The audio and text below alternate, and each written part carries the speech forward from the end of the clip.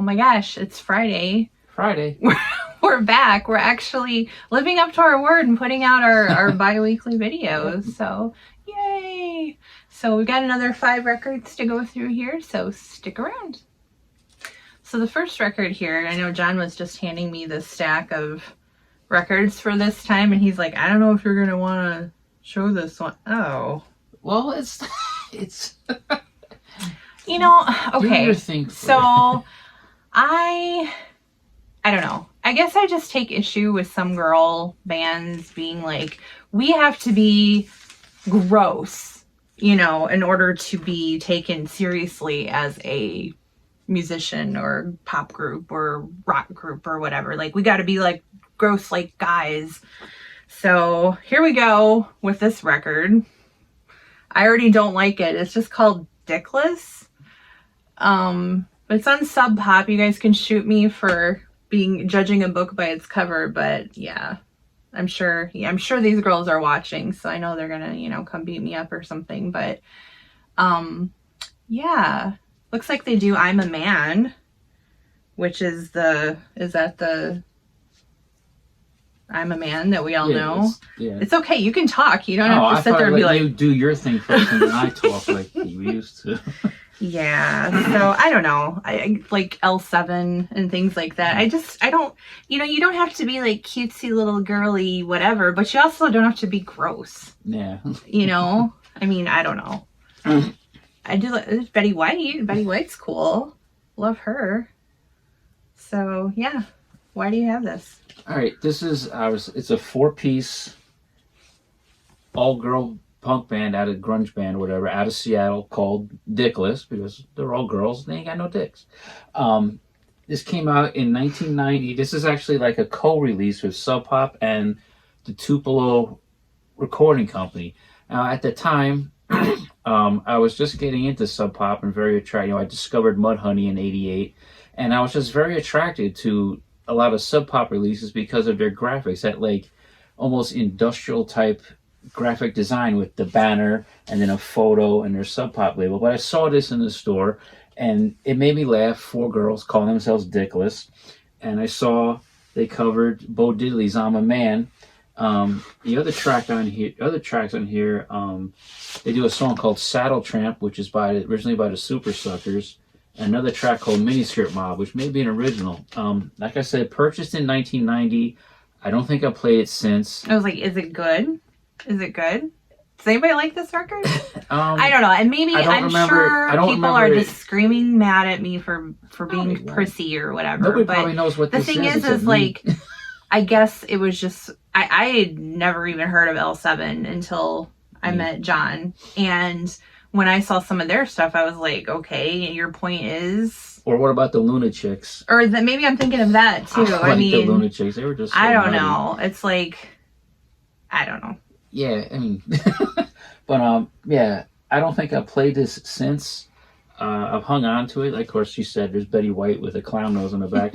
These girls, as far as I know, never did any other recording work. Only thing I know of, they appear, I think, as vocalists on records by a duo or a group called Earth that Kurt Cobain was involved in. So I don't think they have any other recordings beyond this 12-inch. But yeah, this is Dickless with a self-titled EP on Sub Pop / Tupelo Recording Company. I think it's circa 1990. All right, up next, I'll just throw that down there. Oh, The Dictators. I know this is one of John's favorite bands. I get to hear this occasionally, probably coming from this room quite a lot. They're from New Jersey? New York City. New York City, okay. See, I'm just learning a little bit. I mean, I don't have anything against them. It's just not, you know, my thing. But I got the insert, and on Asylum Records in 1977, Manifest Destiny. Well, I know why you have this. Yeah. You love it. So. Well, yeah, this is The Dictators, Manifest Destiny, their second LP. Of course, Dictators go all the way back to the early 70s. Their first album, Go Girl Crazy on Epic in 74. This album, I like the songs, more when they performed them live. The production on this, I'm really not hot about. Sounds a bit tepid or a bit, late 70s. And to see them on Asylum is interesting. They covered the Stooges' Search and Destroy on here. Two of my favorite songs on here are Science Gone Too Far. Oh my gosh, I've heard you singing that. I was just going to say that. I've heard this. He has this tendency to like repeat the same line of a song that he's got stuck in his head around the house, and I'll hear him like in the kitchen doing the dishes, and I hear Science Gone Too Far or whatever, and I'm like Sleeping with the TV On is another one. I used to see them 2-3 times. I saw the Dictators live. They did those two. They always went through drummers quite a lot. It's not sometimes a bassist, but the bass guitar on here is Mark the Animal Mendoza, who later went on to Twisted Sister, which is a bit of a curiosity. And the Dictators are kind of always seen as like a joke band, but they're a lost link between, punk and grunge or whatever. They kind of came out too early to be like capitalized on the punk explosion in 76, 77. And there's the infamous story where when Go Girl Crazy came out, they were paired up with Blue Oyster Cult on tour, and the Dictators, for short, people will call them the Taters, and in a kind of cruel joke or maybe just messing with them, Blue Oyster Cult strung a net full of actual potatoes above the stage and dropped them on the band. Ooh, that could be dangerous. Yeah, and it's like dropping baseballs on you. I see the handwriting in here. I believe I got this from my friend Tommy's store off the record in Cranford, New Jersey. It looks like his handwriting, and everything in his store was always, he would mark it with a price and then make it half off. So this was $6. Didn't the guy from the band have a radio show? Yeah, Handsome Dick Manitoba used to be on Little Steven. I thought, okay. But he had some it's coming back to me. Some unmentionable legal issues that I think that's why he left the band. But this is the inner sleeve with the lyrics, of course, all the great lyrics written by Andy Chernoff. And sometimes I wonder if Andy Chernoff has been in Grand Traverse County, because he works full time as, I don't know how you pronounce it, a wine taster, a sommelier, whatever, sommelier, and he goes to wineries and stuff. So it makes me wonder if I wonder if he's ever been to Grand Traverse County to all the wineries. County, this is yes. The Dictators, Manifest Destiny on Asylum, which is an odd label for them to be on, because Asylum is like Joni Mitchell and stuff, or Gavin. And I think so. Elektra Asylum Records, 1977. The Dictators, Manifest Destiny. Of course, can have the D section. See, that's another thing. New Jersey accent comes out when you say the letter D. D. D. D. D. D. Say the. The. Like, I'm going to the store. I'm going to the store. To the store. Well, you have a kind of a pronounced Chicago Rockford. Why do I have a Chicago accent? Sometimes you say Rockford, you'll drag out the vowel. Rockford. Molly was the same way. Chicago. Sausage. Well, how do you say Bo? You say Bo Diddley, or is it Bo Diddley? Bo Diddley. Bo Diddley. Yeah, because it's not. Some people do say it. I've Diddley. heard people say it, like on the oldie station or whatever. They're like, Bo Diddley. Bo Diddley. So this is Bo Diddley, and it's just Bo Diddley. I'm guessing this is back in the day, people just released their first albums with their name as the title of the record, but some people have that as their third album or their fifth album. So I don't know. But as I'm flipping through this, I can see that he's got, you can't judge a book by looking at the cover, which you monkey nuts all know that the Monkees, or Mike, did on the live tour. So I'm familiar with that. Is this an original? Is this his first album? No, this is Bo Diddley, self-titled. This is not his debut album. His debut album is also called Bo Diddley, which came out in 55. This is why I had notes. This is like his fifth or sixth album. Came out in 1962. See, John just said something here, though. He said, this is why I have notes. So here, we'll take a little poll here. We'll take a little pulse. We've been doing this for a little while now. I think it's cool when we do this kind of totally off the cuff. Like, of course, he knows what records he has, right? but I don't really look at them ahead of time. We just pull the 5 out of the rack and I pick them up and we go through them. But he thinks that he should be able to kind of look them up a little bit ahead of time and see, what kind of trivia or get the dates exactly right. But I'm like, I think it's great when it's off the cuff and it's just what you know.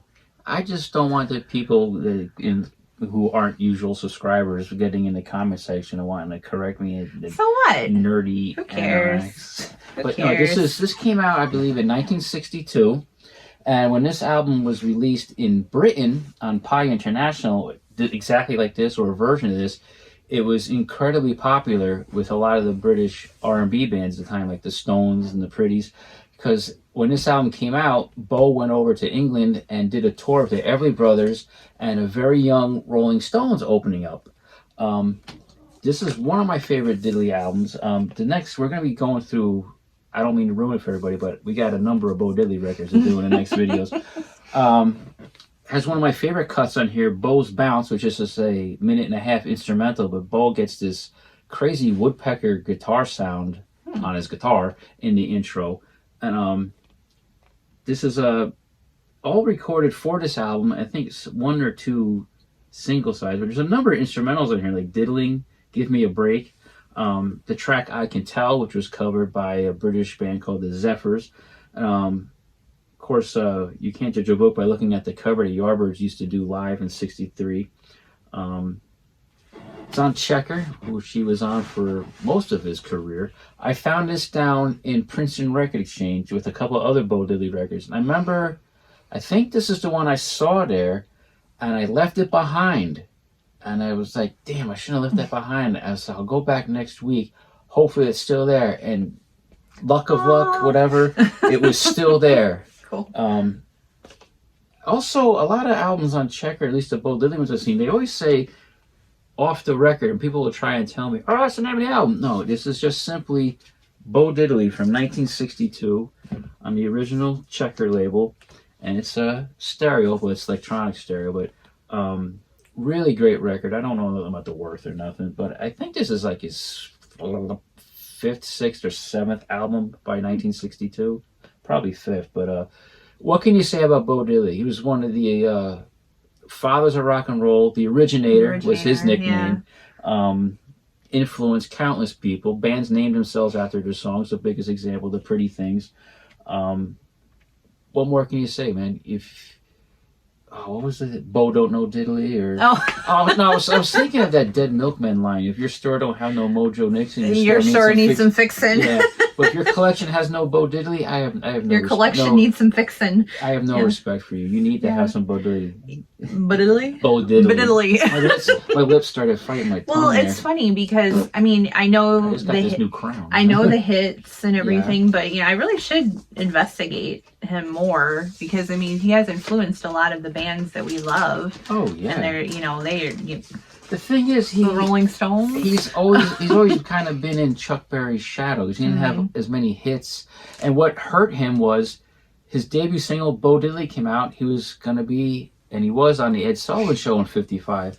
But Ed Sullivan said, "I don't want you to do that. I want you to do 16 Tons. That's my favorite song at the time being." So, and Bo said, But then when the show came on, Bo came out and they did Bo Diddley anyway. And Sullivan was apoplectic, and you can see in the clip, Bo was like nervously looking off stage. Jeez. And he never got on Ed Sullivan show again. And man, Ed was in rough. His newspaper column said, "I've never been crossed by a Negro boy like that before." It was 1955.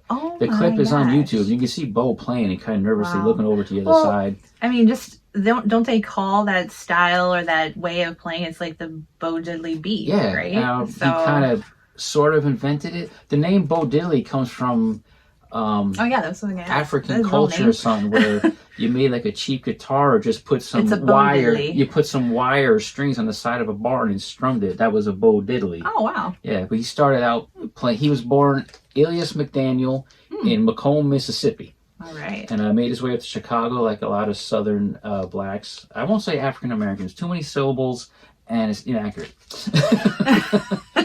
Made his way north with his family, like a lot of folks did, for work. It all worked, and he went to Chicago. And well, as we go through the Bo Diddley records, he's just We'll talk about some a little more. interesting career. He appears uncredited in a lot of songs.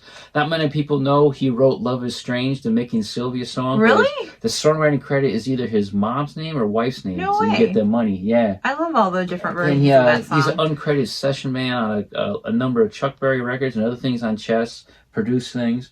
But he kind of got screwed, I'll save some You're more. going to give me $200 for all my songs? Remember that John Mulaney bit? Thank you, Mr. Gordy. Thank you, Mr. Gordy. Thank you, Mr. Chess. Yeah. All right, this one just looks cool. I'm guessing this is later. Bo Diddley. I keep saying it wrong. Bo Diddley. Yeah, I know. It's like a tongue twister for me for some reason. Bo Diddley, the Black Gladiator.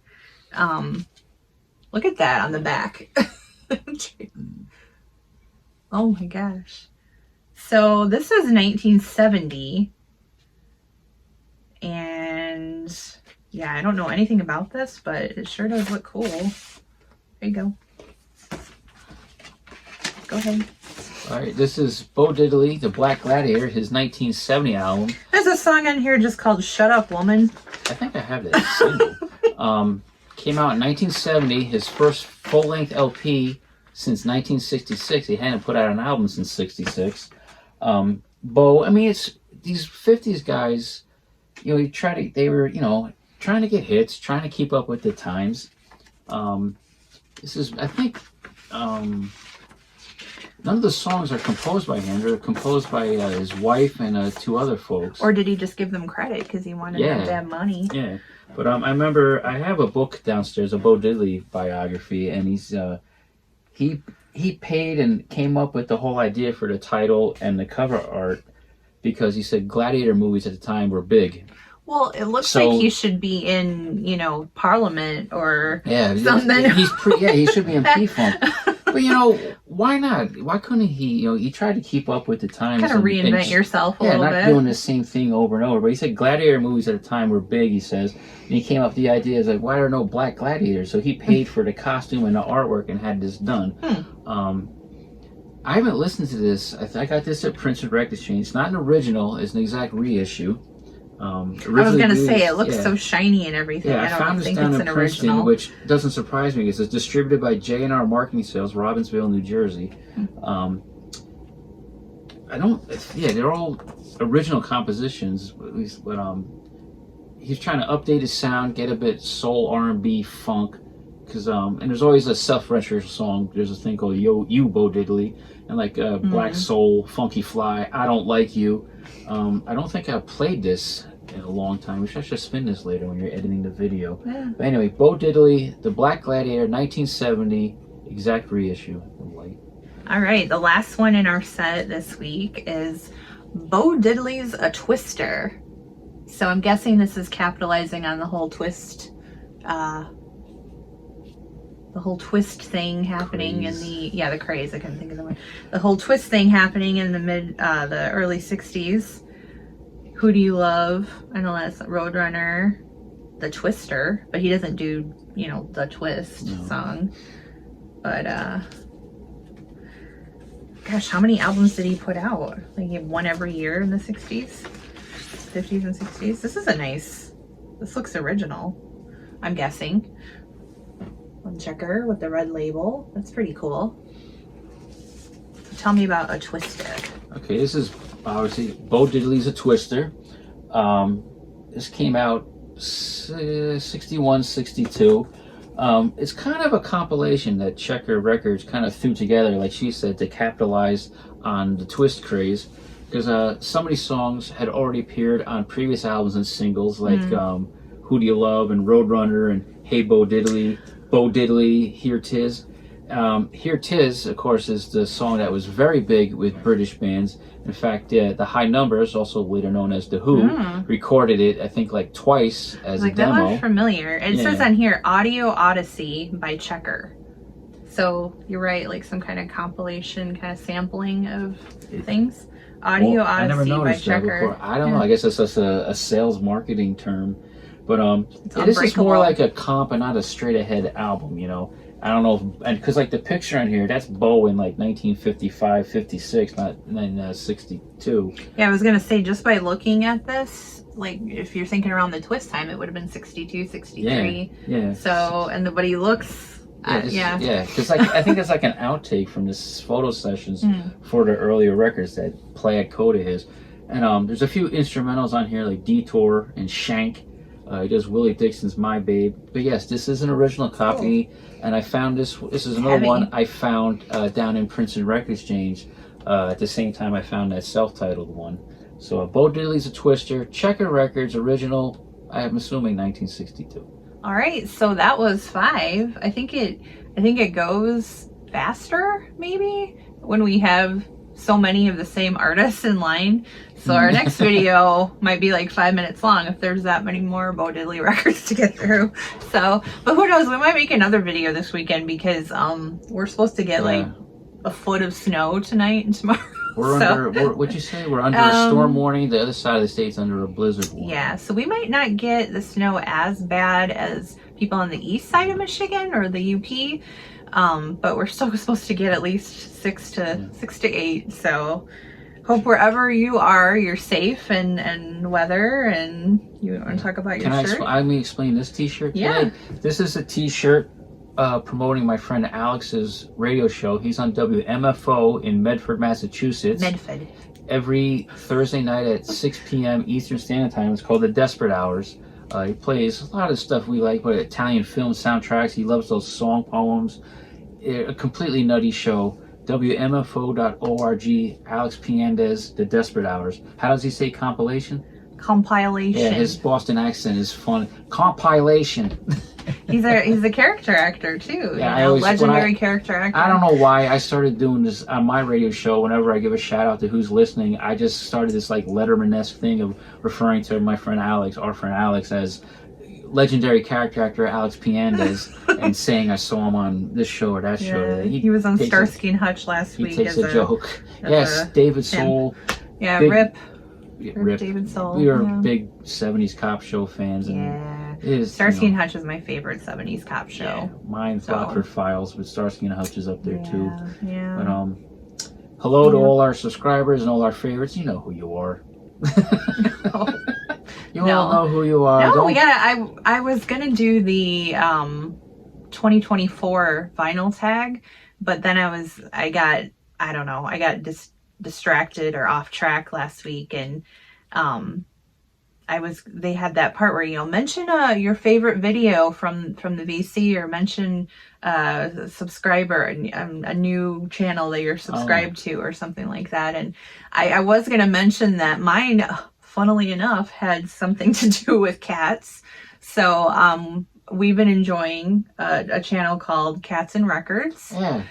The gentleman on there, for some reason, we just cannot figure out his name. Either he doesn't say it or he does it so quickly we can't really grab it. I want to say Howard, but he looks like Howard. Dylan? He looks like Howard from Only Murders in the Building.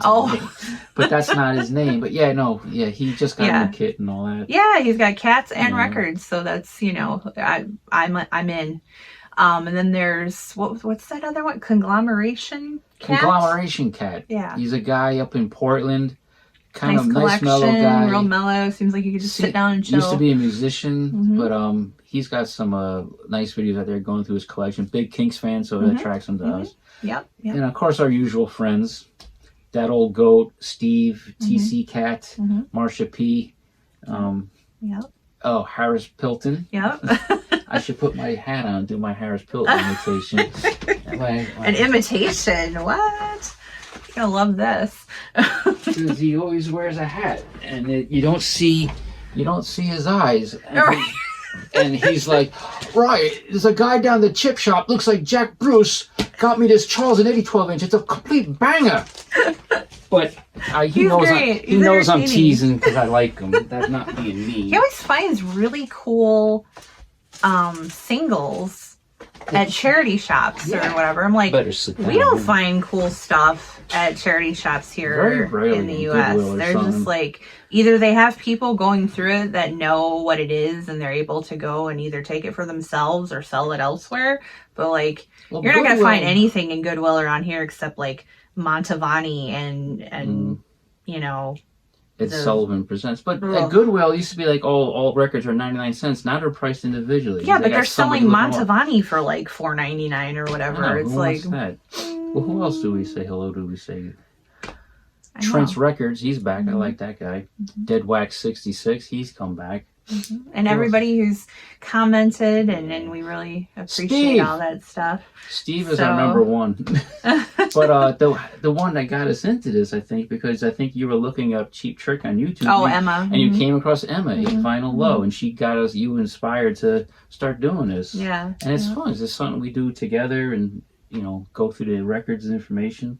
And I find stuff like, oh shit, I forgot I had this record. Well, it's good to, that's the thing about what we said before about collecting what you love is that, it's never not going to have any value for Right. you. And if it doesn't, you know what you do? You go and you can trade it in or give it to someone else or Right. whatever. So even if you, like you, I haven't listened to this record in 10 years. Well, now you're going to listen to it again and it's going to bring you joy. We were So- just talking about that, me and Yeah. our friend Rob Browning, because we have these records or CDs that we listen to once a year, and not enough because you don't listen to it or you don't listen to it for a long time, and you pull it out like, wow, this is great. Put it back on the shelf, and it's another 5 years before you listen to it. Like my Soft Machine BBC 2 CD set, had that since 1990. I listen to it like once every 2 years, and when I do, I'm like, wow, and then I forget I have it. But Yeah. So wherever you are, hopefully you're safe and warm or cool, however you, whatever you're dealing with, yeah. you're comfortable It's hard wherever to you're end these at. on a good And, well, I think if we keep doing shout outs, we're going to have to pick like one or two and do a shout out because I can see the timer and it's like, we're going to spend 5 minutes doing We need cue shout cards. outs or whatever. So we'll get better the more we do this. So thank you for sticking around. Tune in next time for more Diddley for Diddley. sure, because we're still in the D's and Subscribe, there's more, hit the like, Yep. all that good stuff. more to come. And we'll see you. So see you next time.